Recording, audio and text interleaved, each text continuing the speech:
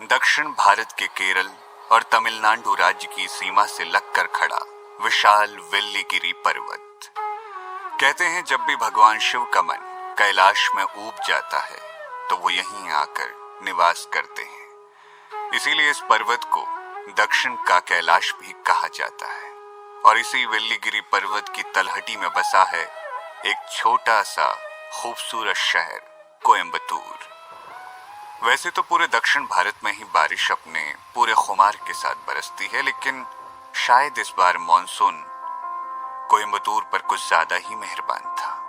पिछले कुछ दिनों से यहाँ लगातार होती बारिश रुकने का नाम ही नहीं ले रही थी। बरसात की ऐसी ही एक रात में अचानक आसमान में तूफानी हवाओं के साथ तेज बिजलियां कड़कने लगी, जिसे देखकर सड़क पर चलते इक्के दुक्के लोग भी डर कर आसपास के घरों के अहाते में जा छिपे। ऐसा लगने लगा मानो दिल दहला देने वाली ये बिजलियां किसी खास मकसद से कोयम्बतूर शहर पर कड़क रही हैं। मौसम में अचानक आए इस बदलाव को लेकर आसपास के लोग आपस में बातें कर ही रहे थे कि तभी अचानक किसी ने चिल्लाते हुए कहा, अरे देखो, बरगद के पेड़ पर 5 मुंह वाला नाग लिपटा है। उस आदमी की बात सुनकर वहां मौजूद सभी लोग चौंक गए। तभी भीड़ में से किसी दूसरे आदमी ने हंसते हुए कहा, अरे भाइयों, लगता है आज इसने फिर से चढ़ा रखी है।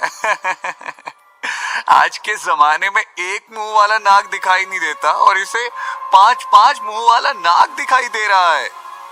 उस दूसरे आदमी की बात सुनकर वहां खड़े सभी लोग ठहाका मारकर हंसने लगे, लेकिन तभी अचानक आसमान में एक जोरदार धमाके के साथ बिजलियां कड़की और उस बिजली की रोशनी में बरगद के पेड़ पर लिपटा हुआ 5 मुंह वाला दिव्य नाग साफ साफ दिखाई देने लगा। हालांकि उस पुराने बरगद के पेड़ की सबसे ऊंची डाली पर लिपटा हुआ वो नाग जख्मी था और उसके 5 फनों से टपकता हुआ खून उस बरगद के फलों में रिस रहा था, लेकिन फिर भी अपने 5 फन गर्व से फैलाए तकरीबन 20-22 फुट की लंबाई वाला स्याह काले रंगों का वो 5 फनों वाला नाग देखने वालों को दूर से ही अपनी दिव्यता का अनुभव करवा रहा था। अपने सामने का नजारा देख वहां मौजूद लोग उस बरगद के पेड़ के नीचे इकट्ठे हो गए। उनमें से कुछ तो उस 5 मुंह वाले नाग को देखते ही घुटनों के बल बैठकर उसकी दिव्यता को प्रणाम करने लगे, तो वहीं कुछ नौजवान उस नज़ारे को अपने कैमरे में कैद करने के लिए मोबाइल फोन ढूंढने लगे। लेकिन इससे पहले कि वो लोग आंखों को अचंभित कर देने वाले उस नज़ारे को अपने कैमरे में कैद कर पाते, वो दिव्य नाग एक छोटी सी दिव्य ज्योति में तब्दील हो गया। तभी एक बार फिर से आसमान में तेज बिजलियां कड़की और अचानक वो दिव्य ज्योति गोली की स्पीड से उड़ती हुई पास ही के एक छोटे से घर की 3री मंजिल पर बने कमरे में दीवान पर सोए शिवा की दोनों आंखों के ठीक बीचों बीच जा समाई। शिवा का शरीर पिछले 2 सालों से कोमा में था और इस दौरान उसकी हालत में किसी भी तरह का कोई सुधार नहीं हुआ था, लेकिन जैसे ही वो दिव्य रोशनी शिवा के शरीर में समाई तो उसके शरीर में हल्की हल्की हलचल होने लगी और वो कोमा से बाहर आने लगा। एक तरफ शिवा का शरीर धीरे धीरे कोमा से बाहर आ रहा था और दूसरी तरफ शिवा का दिमाग भी अपनी चैतन्य अवस्था में लौट आया था।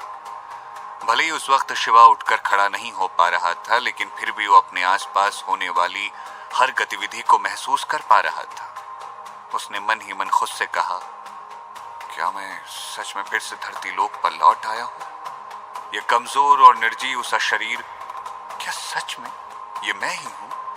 लेकिन मैं तो बहुत समय पहले कोमा में चला गया था। खुद से मन ही मन सवाल करते हुए शिवा को धीरे धीरे सब कुछ याद आने लगा।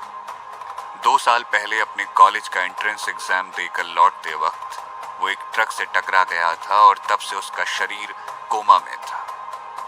उस एक्सीडेंट की वजह से शिवा का शरीर तो कोमा में चला गया था, लेकिन साथ ही साथ उसकी कुंडलिनी शक्ति भी जागृत हो गई थी और उसकी आत्मा उसका शरीर छोड़कर भटकते हुए नागलोक तक जा पहुंची थी। वहां नागराज तक्षक ने उसे संभाला और अपने बेटे की तरह न केवल उसकी आत्मा का रक्षण कर उसे एक नाग का शरीर दिया, बल्कि इन 2 सालों में शिवा की आत्मा को 2000 साल की तपस्या का फल प्राप्त करके ब्रह्मांड की सारी शक्तियां अर्जित करने में उसकी मदद भी की। और एक दिन जब शिवा भगवान शेषनाग से वरदान पाकर नागलोक का परम प्रतापी सम्राट बन गया तो उसके साथ कुछ ऐसा हुआ जो उसने सपने में भी नहीं सोचा था। नागराज तक्षक ने धोखे से शिवा के नाग शरीर की बलि दे दी। अपना नाग शरीर खोते ही शिवा की आत्मा फिर से मुक्त हो गई और तब जाकर शिवा को नागराज तक्षक के असली मकसद के बारे में पता चला। दरअसल एक प्राचीन भविष्यवाणी के अनुसार यह तय था कि जो कोई भी स्वर्ग, पाताल और नागलोक के तीनों सम्राटों की बलि चढ़ाएगा वो सारे ब्रह्मांड का स्वामी बन जाएगा और इस सृष्टि में कोई भी उसे हरा नहीं पाएगा। इसीलिए नागराज तक्षक ने शिवा से पहले भी इस तरह दो और शक्तिशाली आत्माओं को ढूंढकर उन्हें नाग शरीर दिलवाया। उसके बाद शिवा की ही तरह अपनी देखरेख में उन्हें स्वर्ग और पाताल लोक का सम्राट बनाकर उनकी बलि चढ़ा दी। हालांकि नागराज तक्षक अपने मकसद में कामयाब तो हो गया था, लेकिन नाग शरीर से मुक्त होते ही शिवा की आत्मा अपनी सारी शक्तियों के साथ फिर से धरती लोक लौट आई और अब वो शिवा के शरीर में प्रवेश कर चुकी थी। नागराज तक्षक की याद आते ही शिवा का मुंह कड़वा हो गया और उसके अंदर गुस्से की आग जलने लगी। उसने मन ही मन खुद से वादा करते हुए कहा, नागराज तक्षक, एक दिन मैं फिर से लौट कर नागलोक आऊंगा और तुम्हें तुम्हारे गुनाहों की सजा जरूर दूंगा। ये मेरा वादा है तुमसे। इतना कहकर शिवा ने धीरे धीरे अपनी आंखें खोली और अपनी धुंधली नजर से अपने आसपास के माहौल का जायजा लेना शुरू कर दिया। शिवा एक टूटे फूटे से दीवान पर लेटा हुआ था, जिसके बगल में एक छोटी पुरानी मेज रखी हुई थी, जिस पर एक पानी का ग्लास, 2 बिस्किट और उसके परिवार के 4 सदस्यों की एक तस्वीर रखी हुई थी। उस तस्वीर को देखते ही शिवा के मन में अपने पूरे परिवार की यादें फिर से ताजा हो गई। यहाँ के लोगों का मानना था कि अग्निहोत्र ब्राह्मण कुल में जन्मे शिवा के पूर्वज भगवान धन्वंतरी से प्राचीन आयुर्वेद और औषधियों का ज्ञान प्राप्त करके यहाँ आकर बस गए और आदिकाल में उन्होंने यहाँ एक आयुर्वेदिक चिकित्सा केंद्र स्थापित किया जो आज भारत का सबसे बड़ा आयुर्वेदिक अस्पताल है।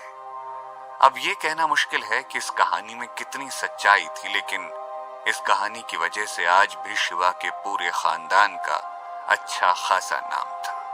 हालांकि खानदान का बड़ा बेटा होने के नाते शिवा को इस समृद्ध और इज्जतदार शास्त्री खानदान का उत्तराधिकारी होना चाहिए था, लेकिन इस सब के विपरीत उसका बचपन सिर्फ गरीबी, तिरस्कार और अपमान में ही बीता था। शिवा के दादाजी के आदेश के अनुसार उसके पूरे परिवार को घर के साथ साथ शास्त्री खानदान से भी बेदखल कर दिया गया। शिवा के चचेरे भाई भास्कर शास्त्री ने शिवा पर हमला किया, जिसकी वजह से उसके पूरे शरीर को लकवा मार गया। ऐसा न जाने कितना कुछ हुआ था शिवा के अतीत में, जिसे याद करते करते शिवा की आंखें भर आई। तभी अचानक शिवा को बाहर के दरवाजे का ताला खुलने की आवाज सुनाई दी और उसका ध्यान टूट गया। शिवा ने देखा कि सामने हॉल का दरवाजा खुला और एक लंबी छरहरी सी लड़की जल्दी में घर के अंदर दाखिल हुई और उसने जोर से घर का दरवाजा फिर से बंद कर लिया। एक पल के लिए तो शिवा को अपनी आंखों पर यकीन ही नहीं हुआ। उसके सामने खड़ी वो खूबसूरत और नाजुक सी लड़की कोई और नहीं बल्कि उसकी छोटी बहन मीनाक्षी थी। मीनाक्षी को देखते ही शिवा ने दबी सी आवाज में कहा, मीनू।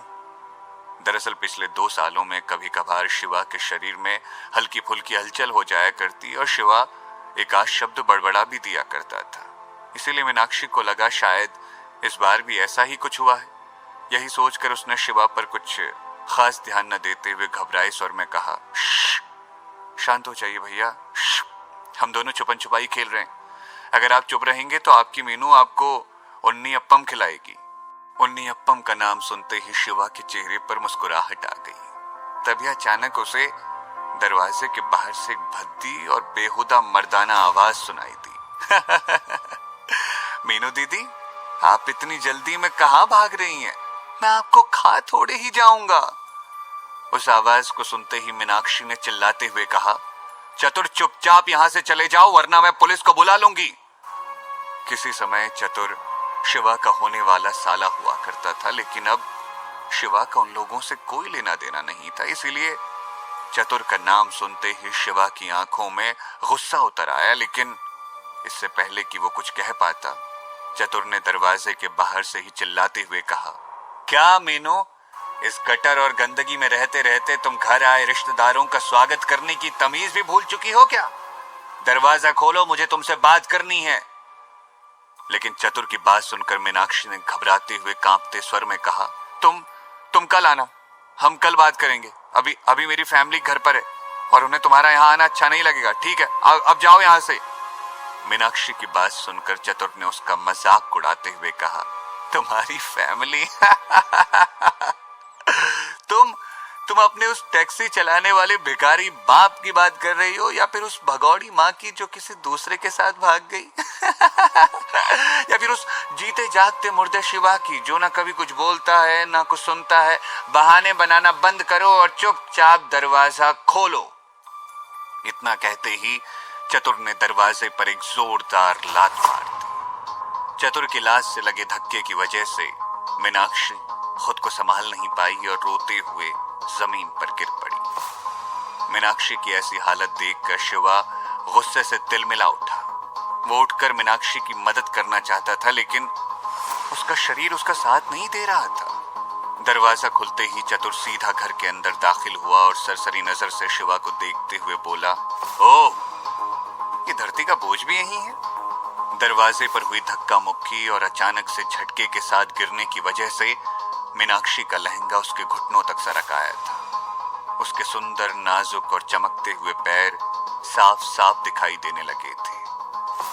चतुर ने हवस भरी नजरों से मीनाक्षी को देखते हुए कहा, ये लो मेरी बड़ी बहन जयंती की शादी का कार्ड, आना जरूर।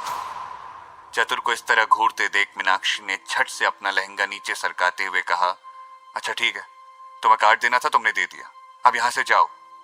मीनाक्षी की बात सुनकर चतुर ने अपने होठों पर जबान फेरते हुए कहा, अरे मीनाक्षी जी, जल्दी क्या है? वैसे मेरी बहन ने कहा है कि जब तुम लोग उसकी शादी में आओ तो अपने साथ इस शिवा को भी ले आना। क्या पता इसी बहाने समाज में तुम सबकी वापसी हो जाए, या फिर क्या पता दीदी की शादी देखकर तुम्हारा ये भाई ठीक हो जाए। मीनाक्षी अपने लिए कुछ भी सुन सकती थी, लेकिन जैसे ही चतुर ने शिवा का नाम लिया तो उससे बर्दाश्त नहीं हुआ।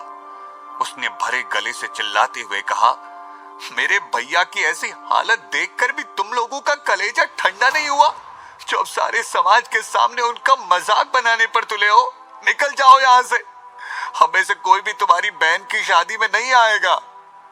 इतना कहते कहते मीनाक्षी की आंखों में आंसू भर आए, जिसे देखकर चतुर ने उसे ताना मारते हुए कहा, ओहो, देखो तो जरा भाई बहन का प्यार कितना गहरा है।